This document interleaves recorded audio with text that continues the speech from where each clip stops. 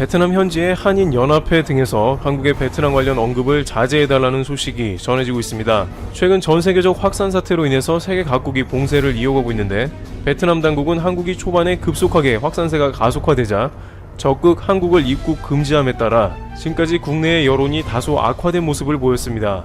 그러나 베트남 현지에서는 국내와는 또 다른 고충이 있다며 국내의 베트남 여론에 대한 자제를 요청한 것입니다. 국내에서도 최근 베트남 관련 뉴스에는 전반적으로 호의적인 댓글을 거의 찾아볼 수가 없는 상황인데 현지에서는 어떠한 체감을 하고 있는지 그에 관해 들어볼 필요가 있을 것 같은데요. 윤상호 베트남 연합 한인 회장은 10일 연합뉴스와의 인터뷰에서 베트남 정부의 입국 제한 조처가 과하다고 느낀 일부 한국 네티즌과 유튜버들이 댓글 등으로 베트남 정부와 국민을 맹비난하고 있다고 말하면서 이를 자제해주기 바란다는 인터뷰를 했습니다. 하노이 한인 회장이기도 한 윤 회장은 베트남의 방역 정책은 한국 등 다른 나라와 달리 현 사태를 적군으로 간주하고 전쟁을 치르는 것이라며 우리 국민 입장에서 보면 베트남의 봉쇄 조처가 과하다고 생각할 수도 있지만 현지의 절박한 사정을 이해할 필요가 있다고 말했습니다. 그는 덕분에 현지의 20만 한국 교민도 안전하게 보호됐다면서 베트남을 무분별하게 욕하는 것은 20만 한국 교민에게 욕하는 것이기도 하다고 지적했습니다. 그는 또 일부 네티즌이나 유튜버들의 말 한마디가 현지에 진출한 8,000개 한국 기업의 직격탄이 될 수 있다며 차분하고 이성적으로 접근해주길 바란다고 말했습니다. 그러면서 한국이 베트남의 투자 1위 국가라며 그동안 한국이 베트남을 일방적으로 도운 것처럼 인식하는 사람도 있지만 한국은 최근 3년간 베트남에서 매년 300억 달러, 약 36조 원 안팎의 무역 흑자를 기록하고 있다면서 서로 돕는 관계이지 어느 한쪽이 혜택을 받는 관계가 아니다라고 밝혔습니다. 윤 회장은 이어 일부 네티즌과 유튜버의 말 한마디로 K-드라마, K-무비, K-팝에 이어 박항서 베트남 축구 대표팀 감독이 쌓은 엄청난 효과를 한 방에 날릴 수도 있다면서 양국의 차이를 인정하고 상호 존중해야 양국 관계가 지속해서 발전할 수 있다고 강조했습니다. 그는 특히 현 사태는 한국과 베트남이 경제적으로 서로 얼마나 소중한지 돌아보는 계기가 됐으며 더 긴밀한 관계가 될 수밖에 없다면서 베트남의 일부 몰지각한 네티즌이 철없이 뱉은 말에 민감하게 반응할 게 아니라 관대하게 봐줬으면 좋겠다고 당부했습니다. 한국에서는 베트남의 일부 태극기 조롱 SNS 등을 보고 더욱더 대베트남 감정이 악화되어 이를 말한 것입니다. 그러나 이에 관한 기사가 나갔음에도 불구하고 여전히 베스트 댓글을 살펴보면 왜 한국만 참아야 하는가, 이번에 베트남이 한국을 모독하는 것은 선을 넘었다라는 반응 등이 여전히 줄을 이루고 있는 상황입니다. 결정적으로 베트남이 일본은 방역 모범국으로 칭하며 한국은 맞고 일본은 받아들인 점도 공분을 산 것으로 풀이됩니다. 그러나 일각에서는 사실 베트남 현지에서는 그렇게 한국에 대해 분위기는 나쁘지 않은데 한국 내에서 유독 심하다는 의견도 있습니다.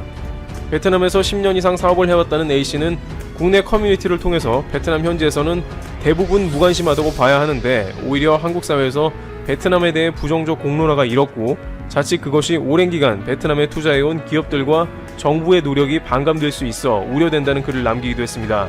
베트남에 다져온 인프라와 각종 산업시설은 엄청난 자산인데 적절히 이용할 줄도 알아야 한다는 의견을 덧붙였습니다. 실제 최근 10수년간 한국은 베트남 최대의 투자국이면서 흑자도 많이 보고 있는 상황인데 현재와 같은 팬데믹 상황은 의료가 후진적인 베트남을 이해한다는 목소리였습니다. 또한 최근 베트남에서는 삼성전자의 기술진을 비롯해 중소기업 직원들까지도 한국만 대거 인원을 입국시켰다면서 베트남 당국도 노력을 하는 것을 알아달라는 현지 경제계의 목소리가 있었습니다. 한편 베트남 당국은 경제계의 피해가 크고 관광업 중에 특히 다낭과 같은 한국인 관광객이 밀집된 곳은 더욱더 타격이 큰 것으로 알려져 서서히 관광업 및 경제 회복에 초점을 맞추고 있고 한국에도 러브콜을 할 것으로 전해집니다.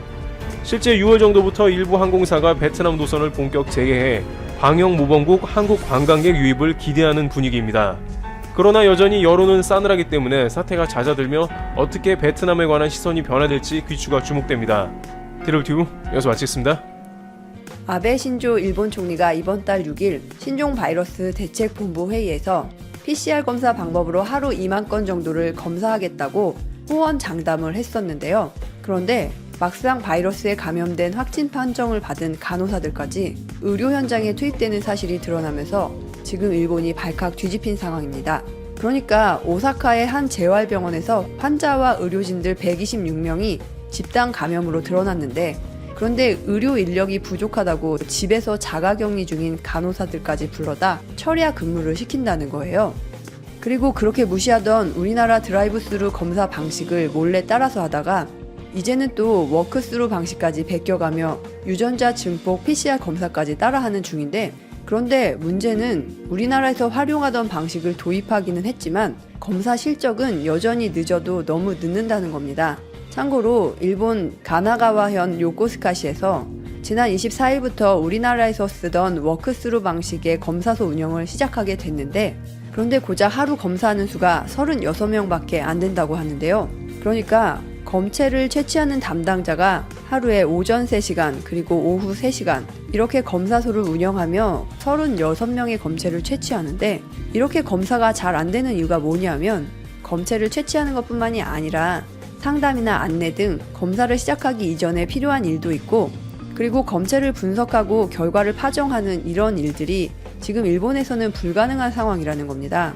그러니까 지금 일본에서 드라이브스루나 워크스루 같은 방식을 운영하려는 이유가 고작 병원에서 발생하는 부담을 덜어줘서 병원에서는 그냥 중증 환자들을 치료하는 데 집중할 수 있도록 도입했다는 것이죠. 즉, 일본 아베 정부나 지자체들에서는 새로운 환자를 찾아내는 것보다는 병원에 입원해 있는 중증 환자들을 더 생각한다는 거죠.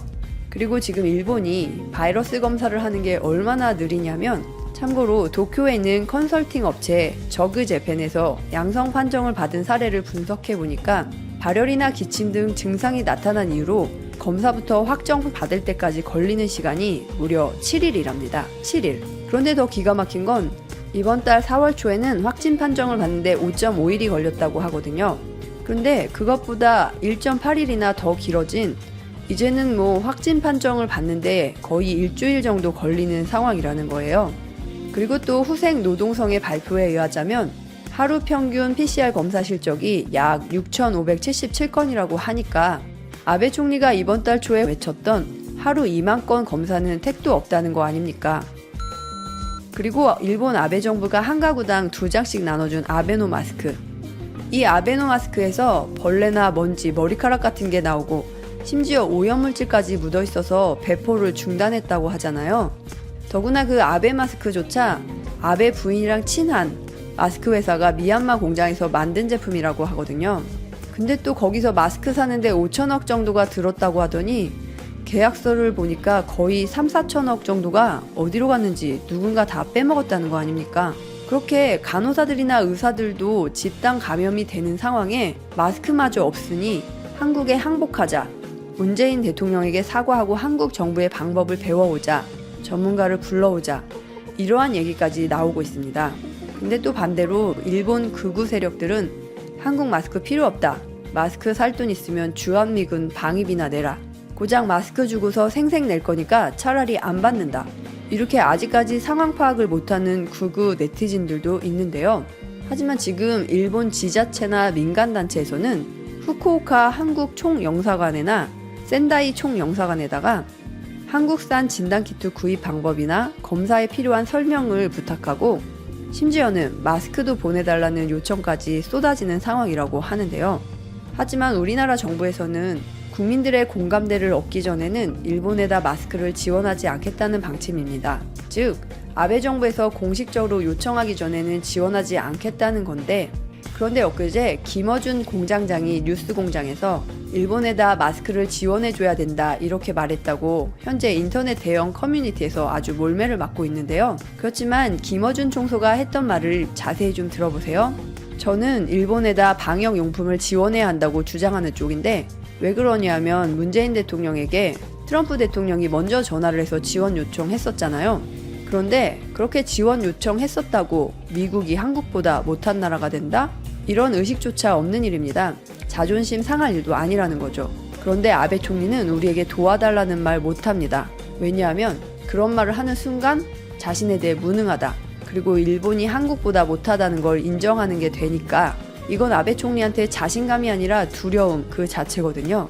물론 이럴 때 도와줘봐야 일본 극우 세력들은 고마움 같은 거 안 느낍니다. 그러니까 일본에다 마스크를 지원하는 건 고마움을 느끼라는 게 아니라 일본 극우 세력들이 좌절하라는 거예요. 그리고 이럴 때 일본 국민들에게 도움 주라는 것이고, 저는 그래서 조건 없이 지원하겠다고 제안하는 게 훨씬 세련된 전략이라고 보지만, 하지만 제 맘대로 되겠습니까? 아베가 받을 리 없고